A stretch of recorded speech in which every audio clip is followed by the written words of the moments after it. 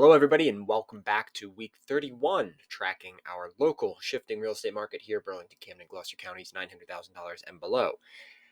This was a little bit of a strange week here. So we have 4 records across just our 10 data points. So right there, that's a lot just in 1 week. This far into the year, nonetheless, we're past the halfway point. The other factor is we finally got to run some July averages. So I pulled up our median list price and our total active listing charts just to kind of put those numbers into context a little bit. So let's just break these down a little bit. So our total active listings, now this wasn't a high for the whole year, but since week 9, we just passed the 1,300 total active listings mark. And again, week 31, week 9, so it's been 22 odd weeks since we've hit that number. So that's great. We have been wanting for multiple months and multiple weeks now for the total available active listings on the market to get a little bit higher, right? Limited choices for buyers, creating some scarcity, and that's what caused a lot of that price run up. Now, on the flip side of that, we have seen our median list price actually come off the ledge a little bit, right? Just 2 weeks ago, it had went up all the way to 345,000, and now we've come down to 339 last week and 334 this week. So I'm wildly okay with that, letting our median list price kind of settle in a little bit. And I think a lot of that has to do with some of the total available listings coming up, a little bit more options, a little less feeding frenzy on some of these listings, which is good to see. Now, what was highest was total new listings, just new listings that have come on the market just this past week, 359 new listings. That's great. We haven't had that all year. The problem with that, unfortunately, is that we also had the highest number of closings all year, which was 421, which obviously puts a big kind of kibosh on that total available listings coming up. Now it still went up. We saw it went from 1250 to 1308, so that's great. It could have been more if we didn't have quite as many closed, but we are right here in August. A lot of those school sales, remember we talked about kind of that first, second, third week of June. This is right about when a lot of those are going to start closing. So I would actually probably bet that last week, this week, and the next week, we're going to see some pretty high numbers in there, right? So that I'm not all that surprised about. The average days on market though is really still coming down, and that's at 55. And that means we are getting a lot of these newer listings that are coming on, and then they're coming off quickly, right? So let's just take the two graphs, and I just have a couple things I want to say here, and we'll get out of here. What is nice, and you can see here on our blue graph, our total active listings, right? The average total active listings. Now we've been running it from January through now, and now we have July data. So January, the big thing that happened was October of 2022. That's when we saw the big interest rate hike, right? So that's when we started to see a huge tanking of the available listings. You think, well, Connor, why are available listings tanking when interest rates go up? Aren't interest rates more of a buyer issue? Well, yeah, but if you're going to sell your house, unless you wanted to move into a mud shack, you're also going to be buying a house. So you probably have to move into something. So they were always interlinked, right? So that overhang from October through till about, I'd say about March of this year, April of this year, people were freaking out because they didn't have time to adjust. But interest rates have been in the sixes now since basically March and April, right? So we have now found some consistency in the market, right, which is great. So we can see 1102 in April, in April, 1132 in May, 1159 in June, and now 1213 all the way in July. And again, we're talking about total active listings in that, right, in the 3 counties, 900,000 and below, single families, townhomes, all of those, just what's available. So it's nice to see that since we've had a stable interest rate market, even though it's a little higher than we'd like it to be, right? It's within those sixes. I think it only eclipsed 7, maybe once or twice in that entire 6-month span now, or 5-month span. It's been nice to see this slow little growth back on the market and seeing some of these coming back. Now, at the same time, and let me just go ahead and put this graph. I'm just going to minimize it here for a second. I'm just going to make this bigger one. I'm just going to kind of pull it out a little bit. I know I'm covering some of the data, but it just shows you the point.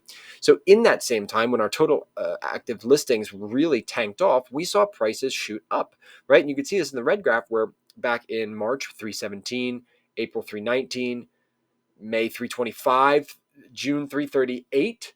And now July, we've sort of leveled off from 338 to 339. And it's really only a couple $100 difference in even just those two prices.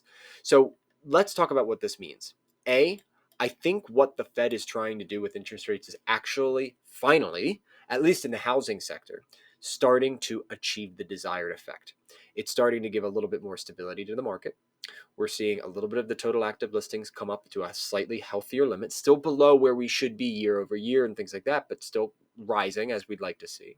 And we're starting to level off that pricing increase. We're not so much kind of whiplashing from the inflation effects as much anymore, again, at least in real estate, right? So those are the parts that I like to see. Now, just a couple little things that I've written for today. I like to see this slow growth. I think that's good. Prices are still high, but leveling off and wavering, right? We, as of this past week, we had a basal interest rate of about 6.81. So again, still in the high sixes, right? And it's been pretty high even these last 5 to 7, 8 weeks. And then things are looking good for inventory, but that's not really the whole story, right? So what do we mean by that? As we start taking a look at this inventory, and the numbers that are starting to pull out a little bit for me are the median list price, but more specifically this average days on market. So what's happening here? When a good home comes on the market, it's getting gobbled up. But there's a lot of junk listings. And I don't look, no one's house is junk. Okay, I'm not gonna put that out there. But there is a junk listing when it comes to perception by a buyer, right? There are a lot of people who are letting their listings sit out there for whatever reason. They're not being realistic about their prices. Maybe they started a little high, right? Somebody sold them a bill of goods that wasn't really true, and they're not watching the data like we are, knowing that prices are starting to level off a little bit. They're not cascading so high as they were. And there's a lot of people who are entering market now who, again, have to move. They're not looky-loos. They have to move. And these houses are in rough shape. I had a listing appointment this past week out in actually Pennsylvania. I am duly licensed in New Jersey and PA. And the house I went to is not in good shape. They've lived in it for 13 years. The husband had unfortunately passed away a number of years ago, and the home has fallen into disrepair. So as the moment, the house is in disrepair. We went through the comps. They're still going to get a pretty decent price for it. We're going to sell it as is. But the problem that we're going to run into is this is not an attractive listing. It will probably sit there for a little bit, and it's going to sit. Now we always like to price our listings sort of under market value. We tend to get good offers within that period of time, but there's a lot of agents who do the opposite, where they start pretty high and they'll just sit and sit and sit and sit and kind of milk on the listing until they eventually sell it for way down the price. Let me caution you, if anybody is listening home, and again, this resources that I like to do for you here, I would love to work with you, but I also want to give you good information if you are working with another realtor at the moment. Okay, be careful of buying the listing, right? And this is what we're going to end on today. Buying the listing is something that a listing agent will do when they come in, they sit down at your kitchen table, they walk through everything together, and maybe you're interviewing a handful of agents. And what this agent will do is they will say, hey, and they're thinking more internally here. They're thinking, oh, look, the right listing price for this home is probably $350,000, but I know I'm competing with other agents, and this seller, I want to tell them that I'm going to get them the most money. So I'm actually going to tell them that their home is going to be worth closer to $380,000 to $400,000, and we're going to list the price at $400,000. And guess what? It's probably not going to sell, right? It's probably not going to sell. But what that agent is doing is they're using your listing as marketing so that they can get buyer leads. Right? That's what a lot of agents will do. They'll buy your listing, basically effectively tell you, hey, I'm going to list your house for way more than all your other agents say. And you're sitting there with dollar signs in your eyes saying oh, that's pretty good. I like that. Okay, yeah, they're going to get us a lot of money. When in reality, they're doing it from a much more self-serving method, because they like your property to sit on the market longer. They like when the phone rings when Realtor.com leads who are unrepresented come in who want information about that home, and the agent then flips them into a different purchase, or to that home or a different purchase.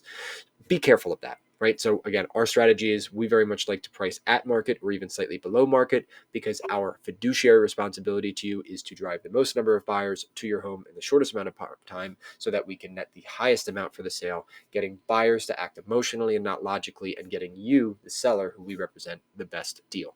So that's it for this week. I like to see where we're at with everything. I'd like to see that median list price is leveling off. I like to see that our total active available listings is starting to come up a little bit. So what we are going to hope to see from here going into the next couple weeks is the trend continues. Bye, everybody. Have a good week.